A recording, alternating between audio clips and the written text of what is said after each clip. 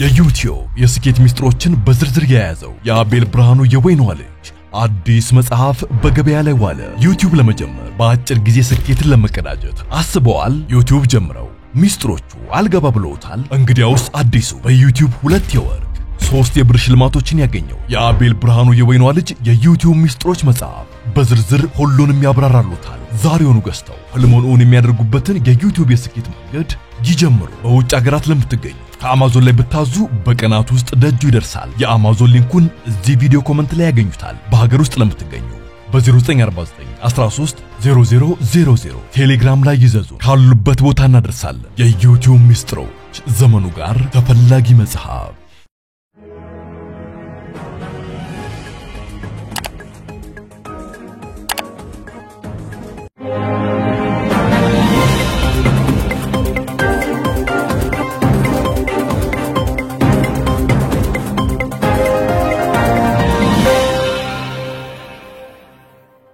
ጤና ይስጥልኝ ክብራትና ክብራን የዩቲዩብ ቻናል ቤተሰቦች የሰዓቱን አጫጭር መረጃዎች ይዤ ቀርብ ያለው እስከ ፍጻሜው አብራችሁኝ ቆዩ። ክብራን አድማጮች በርከት ያሉ መረጃዎች ዩቲዩብ ላይ ሲጫኑ ቀድሞ ለእናንተ ማስታወቂያ መልእክት ወይም ኖቲፊኬሽን እንዲደርሷችሁና ዜናዎችን በየሰዓታቱ ልዩነት እንድትከታተሉ የዩቲዩብ ቻናሌን ሰብስክራይብ በማድረግ የደወል ምልክቷን መጫን አትዘንጉ። ወደ መረጃዎቹ አልፋለሁ።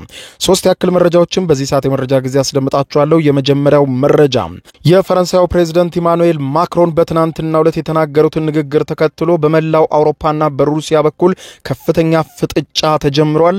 የኢማኑኤል ማክሮን ንግግር ምን ነበር? ሩሲያስ በጉዳዩ ዙሪያ ምን አለች? ታደምጡታላችሁ።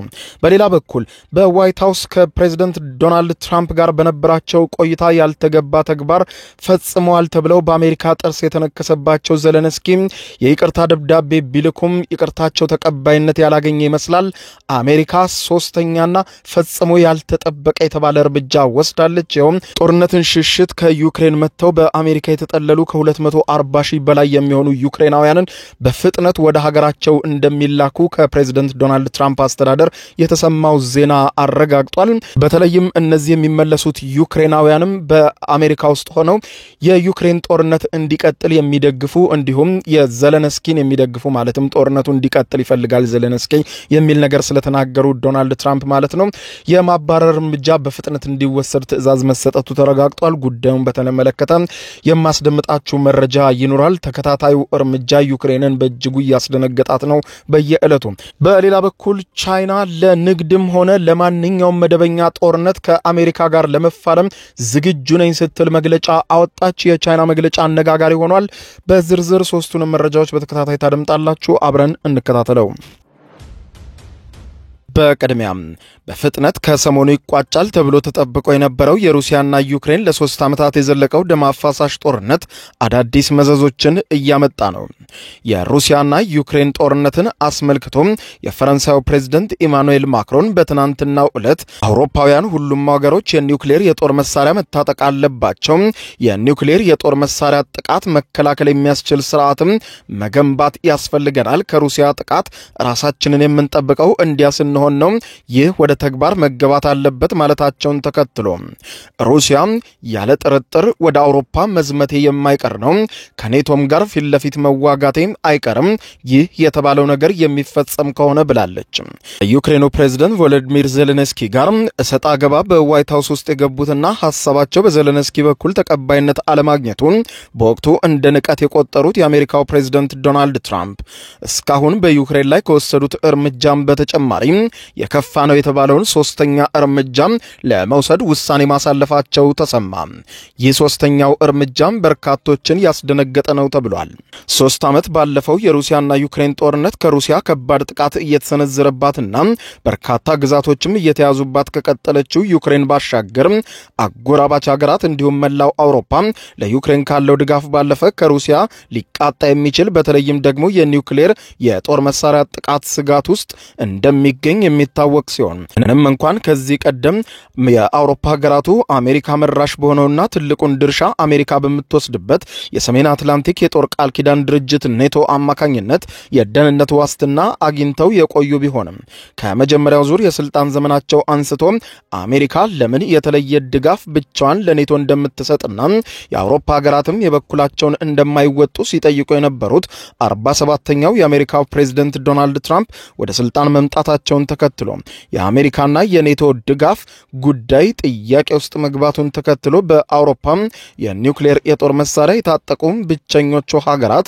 ፈረንሳይና እንግሊዝ ህብረቱን ከሩሲያ ለመከላከል የሚያስችል አቅም እንዲፈጠር የጠየቁ ሲሆን የፈረንሳዩ ፕሬዝዳንት ኢማኑኤል ማክሮን ጥያቄውን በመቀበል በፈረንሳይ ያለው የኒውክሌር መከላከያ ስርዓት በመላው አውሮፓም እንዲዘረጋ ፈቃደኛ መሆናቸውንና የኒውክሌር የጦር መሳሪያንም ከዚህ በላይ ለማብዛት ተናግረዋል።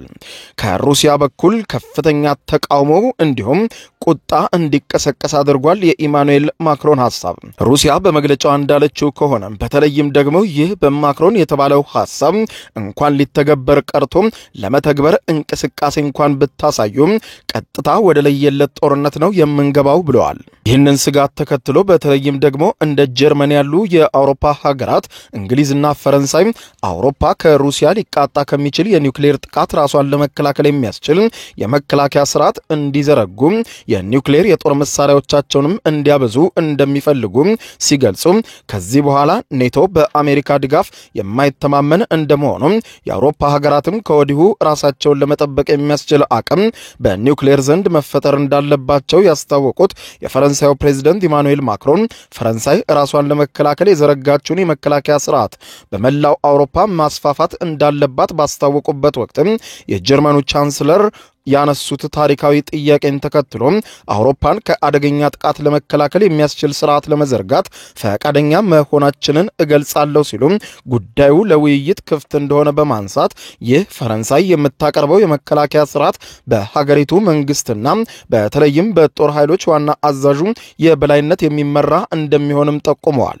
ይሁንና ሩሲያ የፈረንሳዩን ውሳኔ በቀላሉ እንደማትቀበለው ከወዲሁ ያስታወቀች ሲሆን ጉዳዩ ለሩሲያም ትልቅ ስጋት መሆኑን የገለጹት የሩሲያ ውጭ ጉዳይ ሚኒስትር ሰርጌይ ላቭሮቭ ይህ ለኛም ስጋት ነው ሲሉ የፈረንሳዩ ፕሬዝዳንት ኢማኑኤል ማክሮን እኛን እንደ ስጋት ከገለጸንና የአውሮፓ ሀገራት መሪዎችና ወታደራዊ አዛዦችንም በመሰብሰብ የኒውክሌር የጦር መሳሪያ መጠቀም አስፈላጊ እንደሆነና በዋናነትም በሩሲያ ላይ ይህንን ለመጠቀም ፍላጎት እንዳላቸው ማስታወቁም በእርግጥም ለሩሲያ ቀጥተኛ ስጋት ነው ማለታቸውን የጠቆመው ዘገባው በአውሮፓ የኒውክሌር የጦር መሳሪያ የታጠቁ ብቸኛዎቹ ሀገራት ፈረንሳይና እንግሊዝ መላው አውሮፓን ለመከላከል የሚያስችል ስርዓት ለመዘርጋት የሚያስፈልጋቸውን ታሪካዊና ኢኮኖሚያዊ ሁኔታዎችን እስካሁን ለውይይት አለመቅረባቸውን ጠቅሶ ምንም እንኳን ሁለቱ ሀገራት ያላቸው ከ600 ያህል በለጠ የኒውክሌር የጦር መሳሪያ ክምችትን ታሳቢ ያደረገ አነስተኛ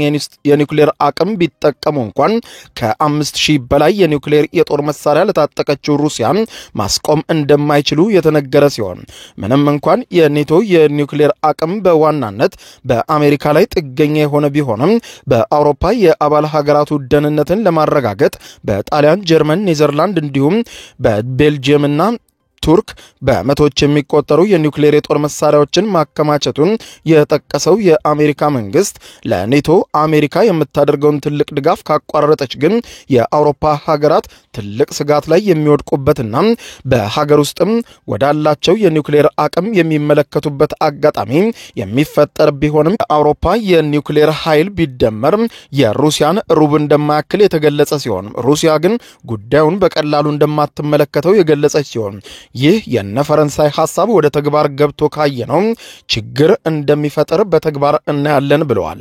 የዘርፉ ባለሙያ የሆኑት ዶክተር ፖል ሆፍማን ለመገናኛ ብዙሃን ሲናገሩ አውሮፓ 800 ቢሊዮን ዩሮ ለወታደራዊ ኃይል ለመመደብ ካሳለፈው ውሳኔ በተጨማሪ የፈረንሳዩ ፕሬዝዳንት ኢማኑኤል ማክሮን በፈረንሳይ ያለውን የኒውክሌር መከላከያ ስርዓትና የኒውክሌር የጦር መሳሪያን በመላው አውሮፓ ለመዘርጋት ያላቸውን እቅድ ይፋ ማድረጋቸው እንግሊዝም የራሷ የሆነ የኒውክሌር መከላከያ ስርዓትን የዘረጋች መሆኗን በማንሳት የጀርመኑ መራሄ መንግስት የአሜሪካው ፕሬዝዳንት ዶናልድ ትራምፕ ከእንግዲህ የኔቶን ቃል ኪዳን ላያከብሩ ይችላሉ የሚለው ስጋታቸውን በአደባባይ መግለጻቸውን ያለንበት ሁኔታ ተደራራቢ ውጥረቶች የተፈጠረበት ነው ብለዋል። ሩሲያንም አሁን እያደረገች ካለው ነገር በተጨማሪ እንድታስብ ሊያደርጋት እንደሚችልም ገልጸዋል። ሩሲያ በሰጠችው አጭር መግለጫ አሁን ተሰብስባችሁ በአዳራሽ የምትሉትን ነገር በአውሮፓ ሞክሯትና ያን ጊዜ ምን ሊፈጠር እንደሚችል ሁላችንም እናያለን ብለዋል። ሩሲያ በመግለጫዋም በተደጋጋሚ በመግለጫዎች የምናስጠነቅቀው ፈርተን ሳይሆን ነገር ግን ነገሮች ነገሮች ከመበላሸታቸውና ወደ ጥፋት የሚያመራው የኒውክሌር ጦርነት ከመጀመሩ በፊት የማስጠንቀቅ እርምጃ በመውሰድ ነው። የኒውክሌር የጦር መሳሪያ ጥቃት ለማንም አይጠቅምም። ይህንን ከማድረጋችን በፊት ነው ተደራራቢ የሆነ ማስጠንቀቂያ የምንሰጠው። ተደራራቢ ማስጠንቀቂያችን ግን አቅመቢስ ሆኖ ከታያችሁ ወይም አቅመቢስ ከመሰልናችሁ ግን በኋላ ዳፋውን ትችሉታላችሁ ብላለች ሩሲያ። ይህ በዚህ እንዳለ የአሜሪካው ፕሬዝዳንት ዶናልድ ትራምፕ በዩክሬን ላይ ያልተጠበቀ የተባለ ሶስተኛ እርምጃ ወሰዱ። የዩክሬኑ ፕሬዝዳንት ቮሎዲሚር ዜሌንስኪ በኦቫል ኦፊስ በዋይት ሃውስ በነበራቸው ቆይታ መጸጸታቸውን ገልጸው ይቅርታ ቢጠይቁም ይቅርታው ግን እጅጉን ቁጣው ላጋላቸው ዶናልድ ትራምፕ ተቀባይነትን እንዳላገኘ ተነግሯል። በሶስተኛው የትራምፕ እርምጃ አሜሪካም በሀገሯ ጦርነትን ሸሽተው የሚገኙ ከ240 ሺህ በላይ ዩክሬናውያንን ከሀገሯ ባጠረ ጊዜ እንደምታባረር አረጋግጠዋል።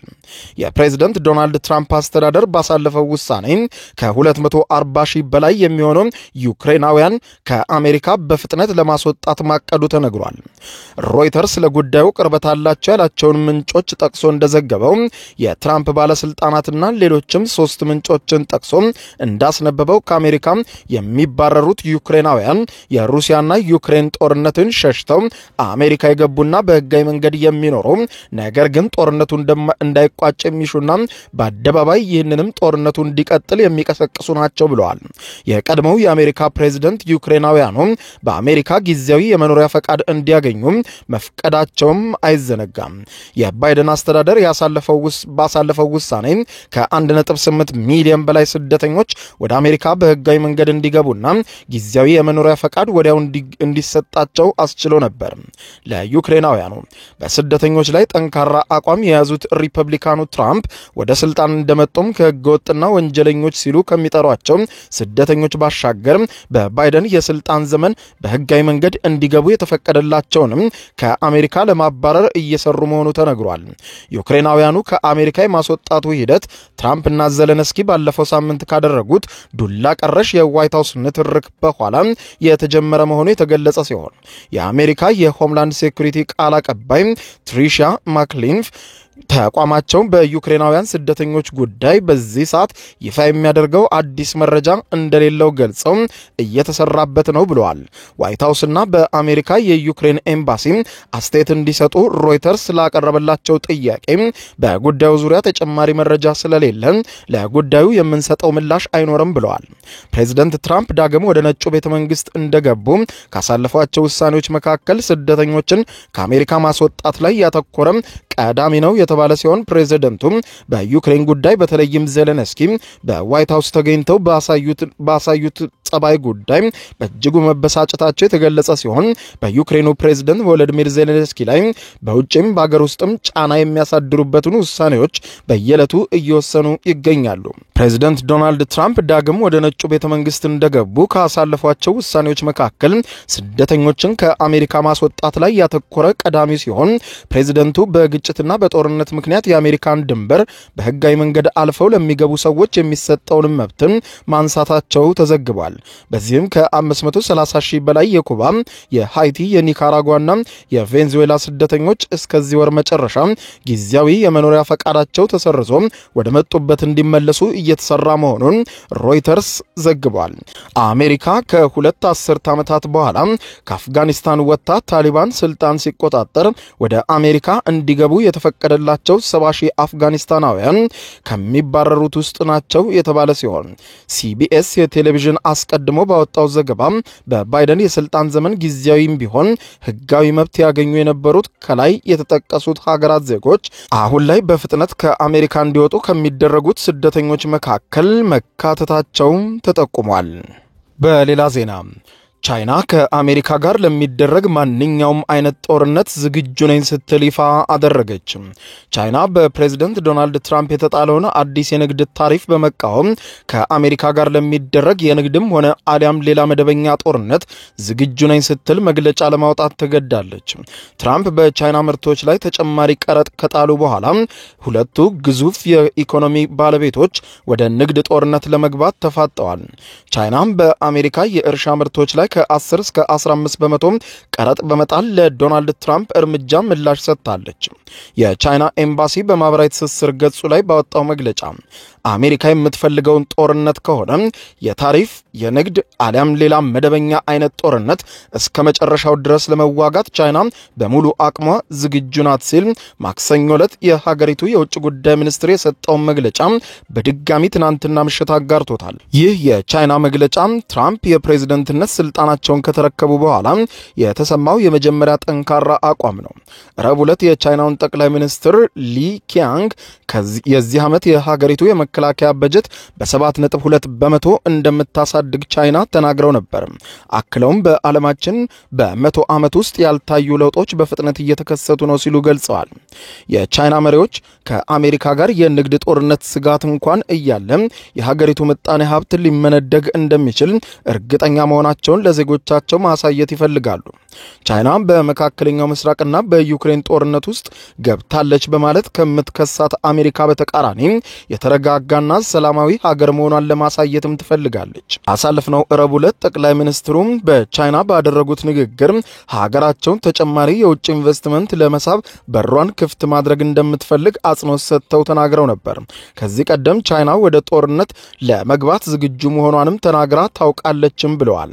በጥቅምት ወር ፕሬዚደንት ዢ ጂንፒንግ በታይዋን ደሴት ዙሪያ ወታደራዊ ልምምድ ሲያካሂዱ ለነበሩ የሀገሪቱ ወታደሮች ለጦርነት ዝግጁነታቸውን እንዲያጠናክሩ በማንኛውም ሰዓት ትዕዛዝ ሲሰጣቸው እንደቆዩ ተናግረዋል። በዋሽንግተን የሚገኘው የቻይና ኤምባሲ የሀገሪቱ ውጭ ጉዳይ ሚኒስትር ቀደም ብሎ በእንግሊዝኛ ቋንቋ ያወጣውን መግለጫ አሜሪካ ፌንትኔል ለተባለው መድኃኒት መስፋፋት ቻይናን ተጠያቂ ማድረጓል ትናንትና ምሽት ደግሞ ባወጣው መግለጫ ተችቷል።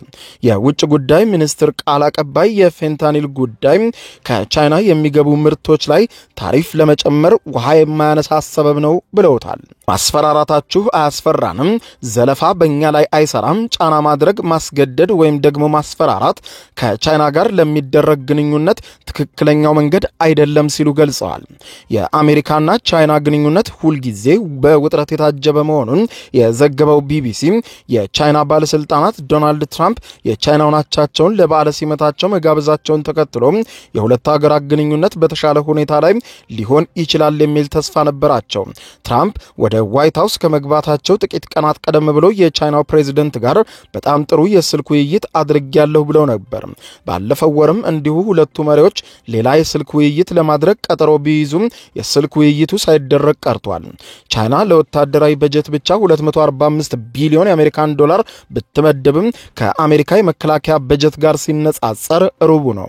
የስቶክሆልም ዓለም አቀፍ የሰላም ምርምር ኢንስቲትዩት እንዳለው ቻይና ምንም እንኳን ከአሜሪካና ሩሲያ በጣም ያነሰ ቢሆንም 1.6 በመቶ የሚሆነውን የሀገሪቷን ምርት ለወታደራዊ አገልግሎት ታወጣለች ብሏል። ይሁን እንጂ ተንታኞች ቻይና ለመከላከያ የምታወጣው ገንዘብ ዝቅ አድርጋ ታቀርባለች ብለው ያምናሉ። ቻይና ነገሮቿን ሁሉ የምትፈጽመው በሚስጥር ነው ተብሎም ይወሰዳል። ክቡራን አድማጮች ለሰዓቱ ብታደምጧቸው መልካም ናቸው ያልኳቸው አጫጭር መረጃዎች የሰማችኋቸው ናቸው። ከሰዓታት በኋላ በሌላ መረጃ ተመልሰን እስከምንገናኝ በያለንበት የዓለም ዳር ቸር እንቆይ።